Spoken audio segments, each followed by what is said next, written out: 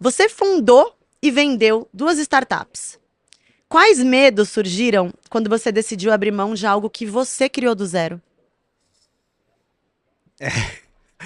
Olha, eu acho que empreender é uma montanha-russa de emoções, assim. Eu acho que num dia você vai dominar o mundo, no outro, fudeu, né? Eu vou quebrar. O que eu vou fazer com essas pessoas? Eu tenho X famílias que dependem de mim.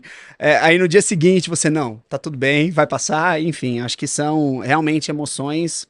Todos os dias você vai ter uma emoção diferente, é do 0 ao 1000, em questão de dias, né? Eu acho que é muito difícil pro pai ele largar o filho. E isso é muito engraçado, porque eu me juntei à Quero Educação quando eles compraram essa empresa. Então, isso há 4 anos e 3 meses, mais ou menos. E até hoje eu tenho um desejo dentro de mim de reativar o produto de intercâmbio. Mas talvez essa vontade ela não seja muito por uma oportunidade ou necessidade de mercado, seja por uma vontade de satisfazer o meu desejo que lá atrás, em partes, ele foi interrompido. E aí, no fim do dia, você abre mão das suas decisões, você abre mão do ego, vaidade, por um bem maior. Então, hoje, eu estou numa empresa onde temos aproximadamente 300 colaboradores, é, e esse não é o melhor momento para a gente investir novamente em intercâmbio. Por mais que eu queira fazer isso, não é o planejamento estratégico, pelo menos no curto e no médio prazo, para a empresa e para nós. Então é difícil você falar que você vai abrir mão do filho, né, de forma informal, mas, pô, é aquilo que você construiu. Eu dediquei praticamente 12, 13 anos da minha vida a construir isso. E aí veio a pandemia que interrompeu um E o sonho. filho de verdade, né? Falando pai, filho real, a gente não abre mão nunca, né? Mas quando a gente fala de um filho de negócios, É isso. muitas vezes a gente precisa captar outras oportunidades. E você falou que esse filho ficou um pouco ali de lado, por um lado, bem isso, mas por outro, você acabou ganhando um super filho que é um bebê, mas que tem potencial de Tasmania. E eu quero saber sobre esse filho que se chama Alevo. Cara, excelente. Eu acho que quando você pensa em empreendedorismo, é muito importante você entender o que é TAM, né? Que é o Total Addressable Market. Então, qual é o tamanho desse mercado? Isso é muito importante, porque você ter 10% de um mercado ou 1% de um mercado bilionário, muito grande, é uma coisa. Você ter 80% de um mercado pequeno é outra coisa. E depende da sua ambição e do seu propósito, né? Quando eu me juntei à Quero, foi um movimento meio que natural. Eu abri mão do curto prazo e do sonho que eu havia construído e dedicado ao longo desses 12 anos junto com meu irmão. E era um TAM de aproximadamente 2 bilhões de reais, né? Então, é um mercado, pô, expressivo, estamos falando de 10 bi de reais. Pô, super legal. Crescia 20, 30% ano contra ano. Agora, quando você olha para a Quero Educação, a gente está falando de um mercado endereçável, e aí, de novo, o TAM, e por isso a importância desse TAM, um mercado endereçável de aproximadamente 65 bilhões de reais. Então, é um mercado muito mais expressivo. E por que isso tudo é relevante? Né? Porque hoje a Quero Educação ela já tem uma participação muito relevante dentro desse mercado, aproximadamente 10% de todo o volume de alunos que ingressam no ensino superior vem através de uma das nossas plataformas. Então a gente tem uma baita relevância. Mas eu tenho uma dificuldade muito grande de capturar valor além do transacional. Eu sou uma plataforma puramente transacional. Eu sou um marketplace, mas não sou um marketplace de recorrência, né? E aí surge a Alevo. A Alevo ela vem com esse objetivo de ajudar a Quero a... Só antes disso, o que é Alevo? Alevo é um short para All Evolution, né? Então, é uma evolução para todos.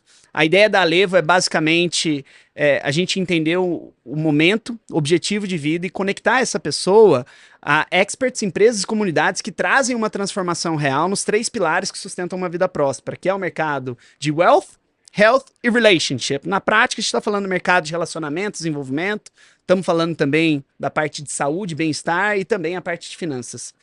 Na nossa visão, esse é o mercado que sustenta uma vida próspera. E a partir disso, o nosso objetivo é realmente transformar vidas utilizando a educação como meio e não mais como fim.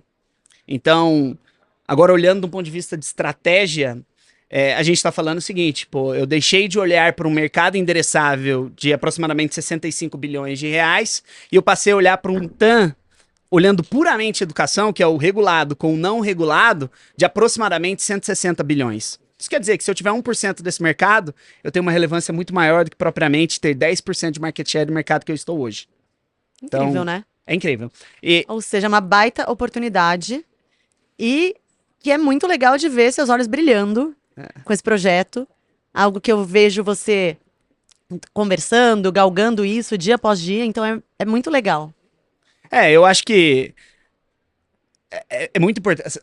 Eu já falei algumas vezes pra você, você sabe, eu adoro ler, eu não sou a pessoa mais inteligente do mundo, eu diria que eu sou super esforçado.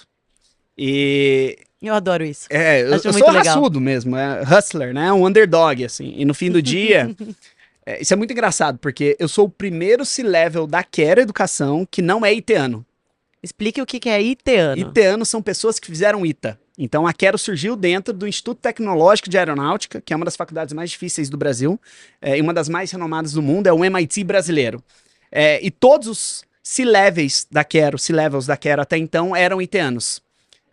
E eu fui o primeiro não iteano. Eu fiz PUC, né? Mas eu obtive o meu conhecimento através do dia a dia, da vida e do empreendedorismo. Porque eu acho que, cara, não existe MBA melhor do que na prática você construir um negócio e você tocar um negócio e escalar isso. Acho que vocês, melhor do que ninguém, sabem disso. Não é fácil você sair do 0 a 1 milhão, do 1 milhão a 100 milhões e transformar e criar um impacto e construir um legado. E muito menos construir uma categoria. Isso eu acho fascinante o que vocês conseguiram fazer, que hoje vocês transformaram um objeto comum, que era um caderno, em um objeto de desejo. E o mais impressionante disso tudo é que vocês conseguiram, além de construir essa categoria, vocês viraram objeto de falsificação. Isso mostra quão forte vocês estão na sua essência, no seu propósito e na sua missão. Então, não é trivial. Então, eu gosto muito disso. Eu sempre falo que tudo que é desejado é copiado. É isso. E a gente vê que tá no caminho certo. É isso. Né? É isso. Isso é um bom sinal. Vocês realmente estão no caminho certo. E aí, por que eu tava falando tudo isso? Porque eu gosto de ler. Eu cheguei a ler uma época 52 livros em um ano. Então, isso dá mais ou menos um livro por semana. Eu adoro ler e essa é a forma que eu encontrei de me educar, fazer cursos, entre outras coisas. E tem um cara que eu adoro, que é o Simon Sinek, que ele fala muito sobre o Starts With Why, né? Que é o conceito do Golden Circle. Então, você não começa fazendo o what, que é o que você faz, como você faz. Isso é indiferente. Você começa pelo why. Por que você faz o que você faz? E eu acho que isso está muito relacionado a propósito. E no fim do dia, o dinheiro ele é uma consequência. Né? O Naval Rajvansh, que eu não sei o sobrenome dele, é um nome difícil, mas ele fala que as pessoas eles buscam dinheiro, saúde e felicidade. Mas que na vida a gente deveria trabalhar de forma inversa. Primeiro é felicidade, depois saúde, e o dinheiro ele é o meio, não é o fim. Né? Então você tem que desfrutar o trajeto, né? Não é chegar no topo da montanha que é o que é gratificante, é o processo em si. Eu não tenho dúvida disso. E eu falo muito isso com vocês aqui nesse podcast, que é algo que é muito da minha essência.